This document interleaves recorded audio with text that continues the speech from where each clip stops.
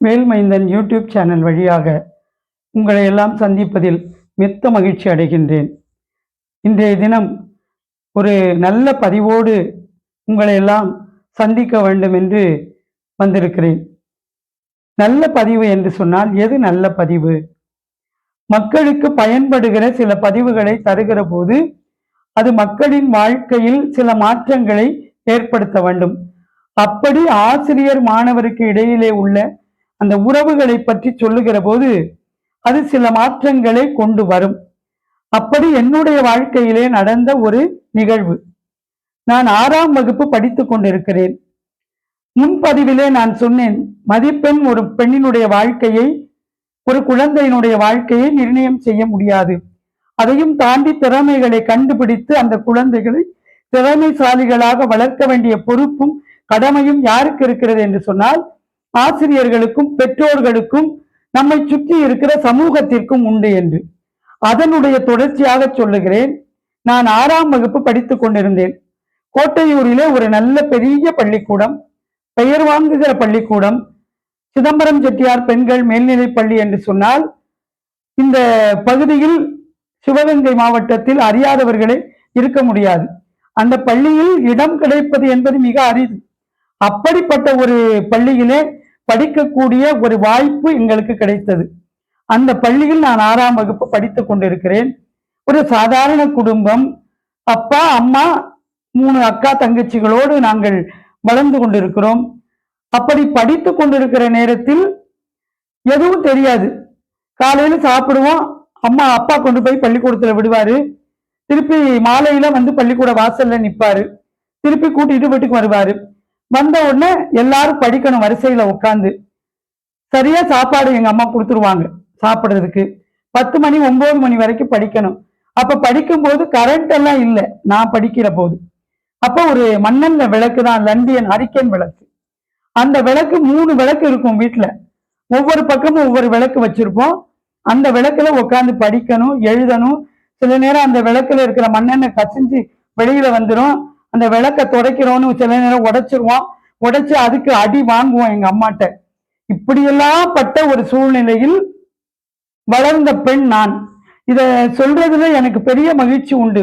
இன்னைக்கு ஒரு அறையை உருவாக்கி குழந்தைங்களுக்கு வீடு கட்டும் போது கணவன் மனைவிக்கு ஒரு அறை, குழந்தைங்களுக்கு ஒரு அறை, வீட்டுல வேலை பார்க்கறாங்கன்னா வேலை பார்க்கறவங்களுக்கு ஒரு அறை, இப்படி அறைகளாக பிரித்து விட்டோமே தவிர மனிதனுடைய மனம் என்கின்ற அறை இன்னைக்கு சரியாவே இல்லை. அன்னைக்கு அப்படி இல்லை. ஒரு சின்ன கூடத்துக்குள்ள 4 குழந்தை, எங்க அம்மா அப்பா எல்லாரும் ஒரே வரிசையில படுத்திருப்போம். போர்வைக்கு சண்டை அடிச்சுக்குவோம், பாய்க்கு சண்டை அடிச்சுக்குவோம், ஒருத்தர் வச்சிருக்க தலகாணியை ஒருத்தர் புடுங்கிட்டு ஓடிடுவோம்.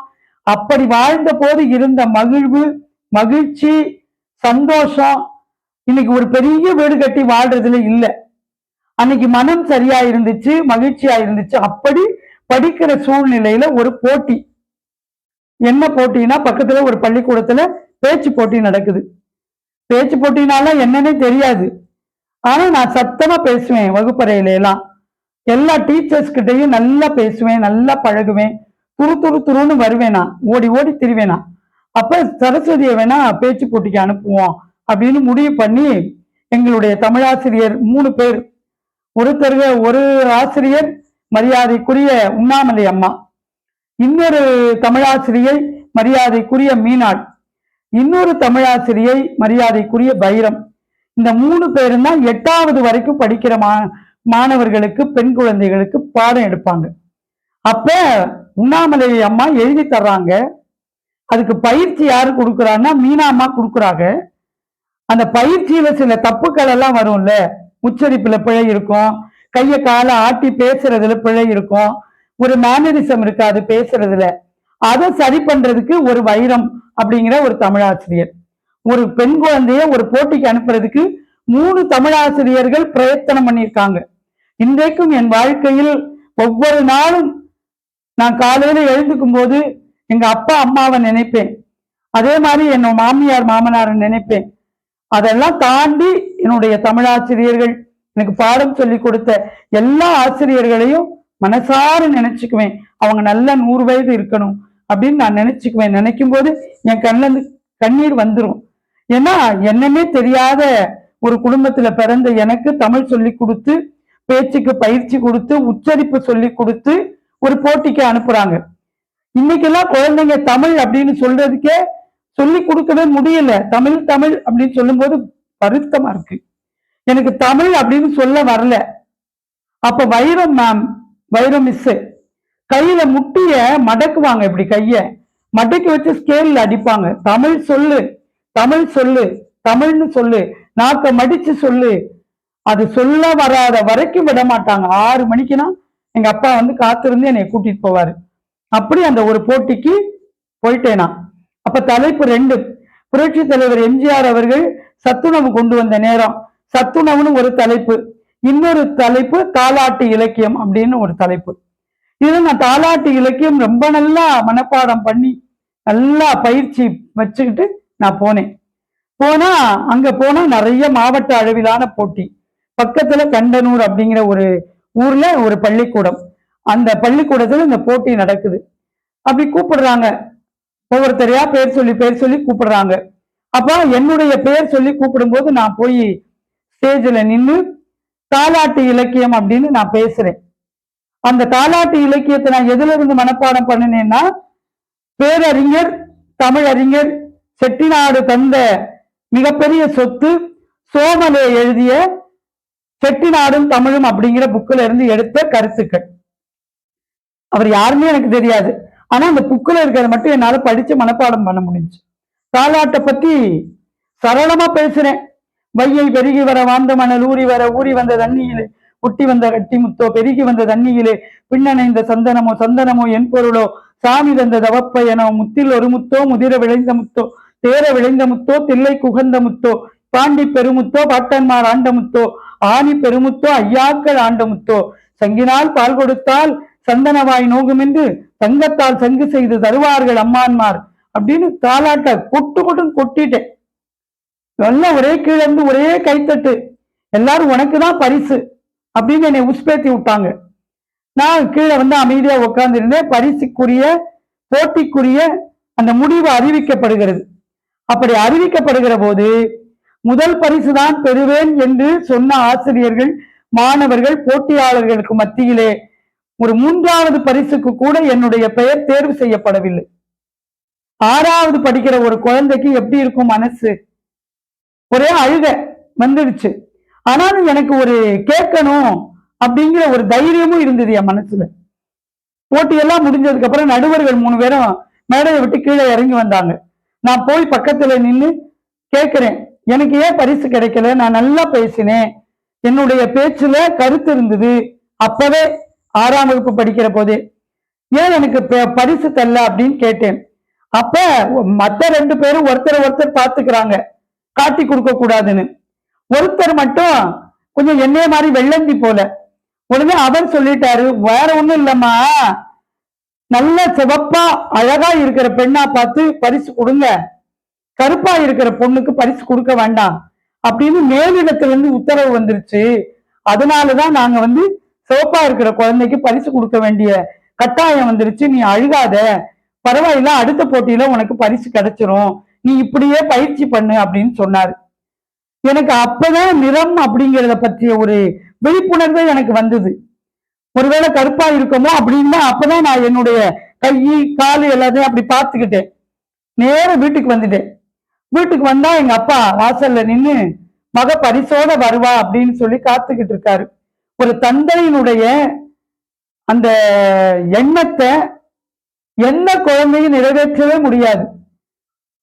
தந்தைனா அப்பானா அதுதான் அப்பா. உழைப்பு மட்டும்தான் தெரியும், வியர்வை மட்டும்தான் தெரியும் அப்பாவுக்கு. தன் குழந்தைகளுடைய முகம் மட்டும்தான் அப்பாவுக்கு தெரியும். குழந்தைகளுடைய வயிறு பசியா இருக்கான்னு அம்மாவுக்கு தெரியும். குழந்தைகளுக்கு நல்லதை கொடுக்கணும், நல்லது செய்யணும் அப்படின்னு தன் மனைவியோடு சேர்ந்து ஒரு பிள்ளைகளை உருவாக்குகிற மிகப்பெரிய கடப்பாடு ஒரு தந்தைக்கு மட்டும்தான் இருக்க முடியும். அப்படிப்பட்ட ஒரு தந்தை என்னுடைய தந்தை. என்னப்பா பரிசு வாங்கிட்டியா அப்படின்னு கேட்டுக்கிட்டே உள்ள கூட்டிட்டு வர்றாரு. நான் வந்து மடியில படுத்து ஒரே அழுக அவர் மடியில. அப்பவே அவர் புரிஞ்சுட்டாரு பரிசு கிடைக்கல போலன்னு. உடனே முதுக தடவிக்கிட்டே, ஏன் அழற, என்ன, சொல்லுடா சொல்லுடா, வாடா போடான்னு தான் பேசுவாரு. சொல்லுடா சொல்லுடான்னாரு. இல்லப்பா, நான் நல்லா பேசினேன், ஏன்னா எங்க அப்பாட்டையே அதை அத்தனை தினமா ஒப்பிச்சிருப்பேனா. நல்லா பேசினேன், ஆனா எனக்கு பரிசு கிடைக்கலப்பா. என்னன்னு கேட்டதுக்கு, கருப்பா இருக்கிற குழந்தைங்களுக்கு கொடுக்க கூடாது, நல்ல சிவப்பா அழகா இருக்கிற குழந்தைங்களா பார்த்து கொடுக்கணும்னு சொல்லிட்டாங்க அப்படின்னு சொன்னாங்கப்பா அப்படின்னு அழுதேன். அழுத உடனே நான் எங்க அப்பாவையும் பார்த்து ஒரு கேள்வி கேட்டேன். அப்பா, நீ கருப்பா தான் இருக்க, அம்மா கருப்பு, அப்ப நாங்க மட்டும் எப்படி சிவப்பா இருக்க முடியும்? கருப்பா இருக்கிற பெற்றோர்கள் பெற்றெடுக்கிற குழந்தை கருப்பா தான் இருக்க முடியும் அப்படின்னு ஒரு எண்ணம் உண்டு அந்த காலத்துல இருந்து. கருப்பா பிறந்தது என்னுடைய தப்பாப்பா அப்படின்னு சொல்லி நான் மடியில படுத்துட்டு அழுதேன். அப்படி அழுகும் போது எங்க அப்பா என் முதுக தடவி கொடுத்து, என் கையை பிடிச்சு, என் நெத்தியில முத்தம் கொடுத்து, அந்த வயதான தந்தை சொல்றாரு, நீ இன்னைக்கு பரிசு கிடைக்கலன்னு அழாத, ஒரு நாள் உன்னுடைய பேச்சு இந்த உலகம் கேட்கும், உனக்கு ஆயிரக்கணக்கான மக்கள் அவையோர் இருந்து உனக்கு கை தட்டுவாங்க, நீ மேடையை விட்டு இறங்கி வரும்போது உன் பேச்சு ரொம்ப நல்லா இருந்துச்சுப்பா அப்படின்னு சொல்லுவாங்க, நீ அழாத அப்படின்னு அவர் அந்த முதுக தடவி கொடுத்து என் நெத்தியில முத்தம் கொடுத்தாரு. என் தந்தையினுடைய வாக்கு, என் தந்தையினுடைய மிகப்பெரிய ஆசீர்வாதம், என் தந்தை செய்த புண்ணிய கணக்கு. நான் இன்றைக்கு உலகம் சொல்லுகிற மிகப்பெரிய பேச்சாளரா என்று எனக்கு தெரியாது.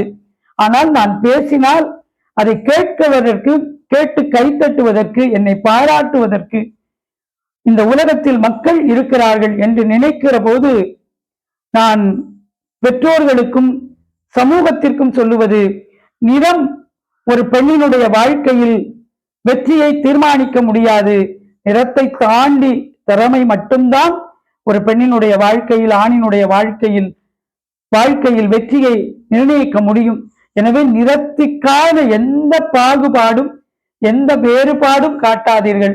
திறமை உடைய குழந்தைகளை, பெண்களை, ஆண்களை தட்டி கொடுத்து பாராட்டி வெளியிலே கொண்டு வருவதுதான் பெற்றோர்களுக்கும் ஆசிரியர்களுக்கும் உரிய மிகப்பெரிய கடமையாக இருக்கும் என்பதை சொல்லி, என்னுடைய தமிழாசிரியர்களுக்கு இந்த பதிவின் மூலமாக நான் மிகப்பெரிய நன்றியை செலுத்த கடமைப்பட்டிருக்கிறேன். எங்கேயோ அவர்கள் இருக்கிறார்கள், என் கண்ணுக்கு தெரிய இருக்கிறார்கள். அவர்கள் நீண்ட ஆயுள் ஆரோக்கியத்தோடு 100 ஆண்டு காலம் என்னுடைய தமிழாசிரியர்கள் இருக்க வேண்டும் என்று அந்த இறைவனிடத்திலே கேட்டு இந்த பதிவை இந்த அளவோடு நிறைவு செய்து நன்றி சொல்லி விடை பெறுகிறேன். வேல்மைந்தன் சேனலை அனைவரும் சப்ஸ்கிரைப் செய்து ஆதரவு தாருங்கள். நன்றி, வணக்கம்.